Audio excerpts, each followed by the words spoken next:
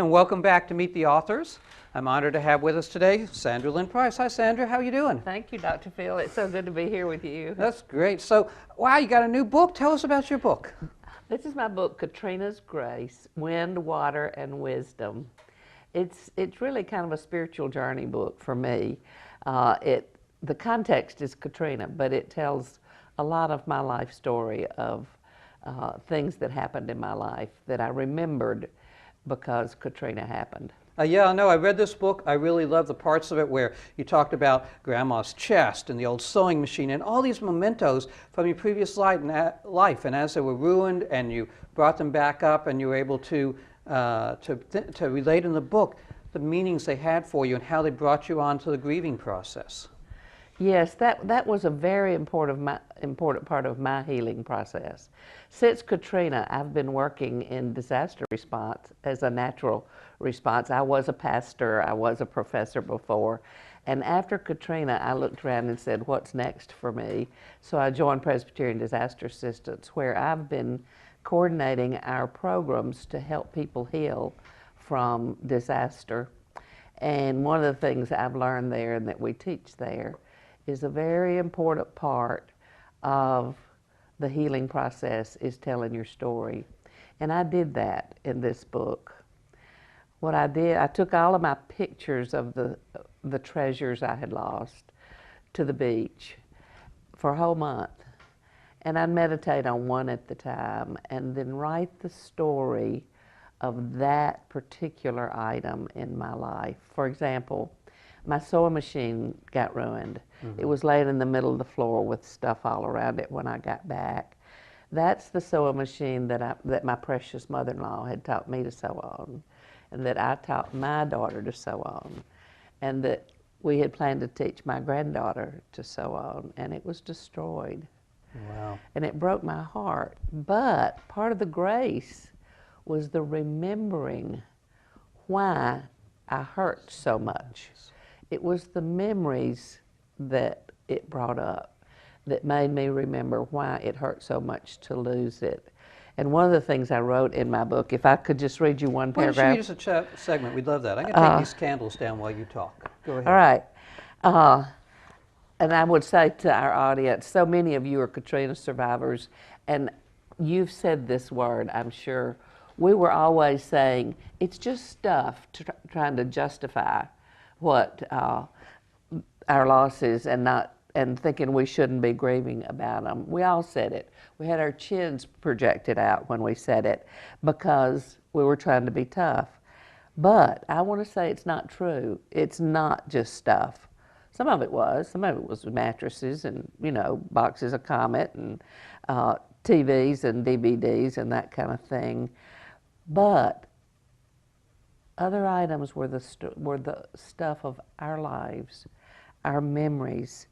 It was the tangible stuff that carried the memories of our lives, the memories of love, of fun, of sorrows, of passion, of defeats, of victories, of moments of knowing. It carried the energy embedded from our children and our moms and dads, our sisters and our brothers, our grannies and our mamas, our papas and our grandpapas, our friends and our lovers. It was the material symbols of having lived our treasured moments of our lives. When we behaved terribly, or the moments we felt magic of connection or the agony of disconnection, the moments that made our memories.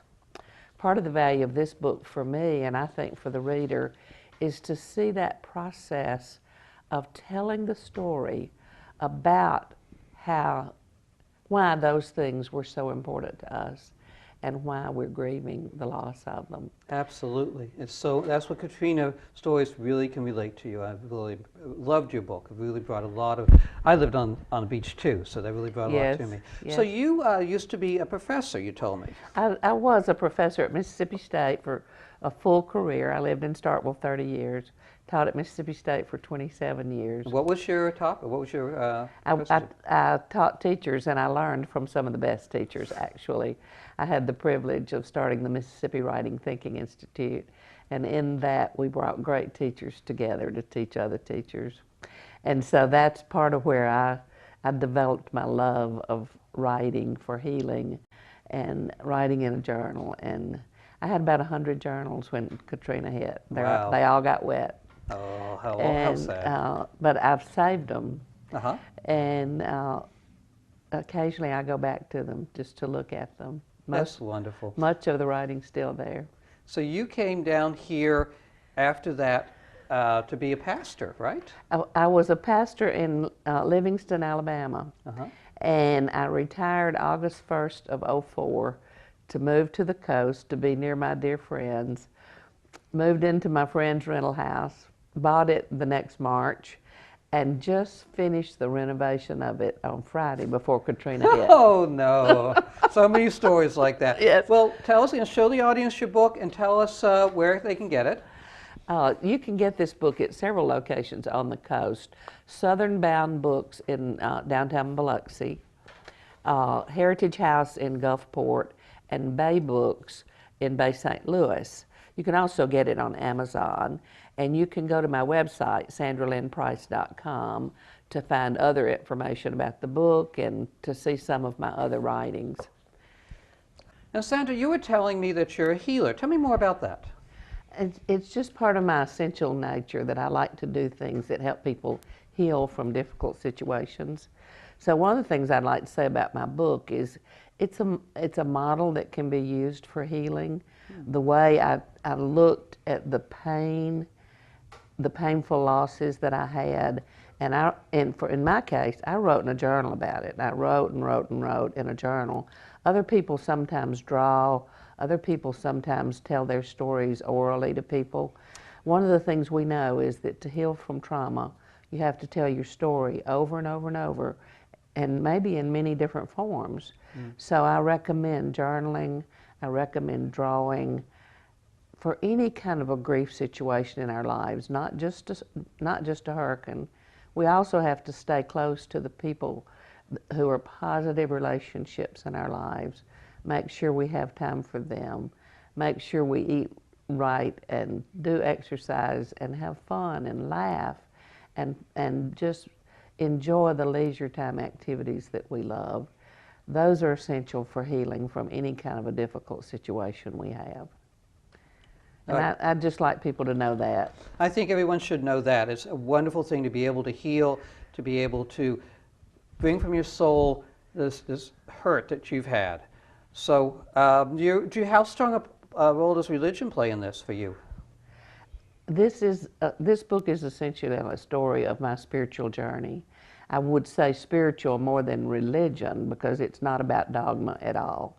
But it is about how the Spirit moves like wind and water to give us wisdom. That's the reason for the subtitle of my book.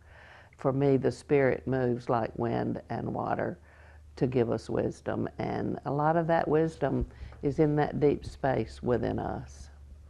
Right. It's so good to have you with us. Thanks, Sandra. Thank you, Dr. Phil. My book and all the books of our guests are available on our website, shown here on the screen, www.doctors-dreams.com.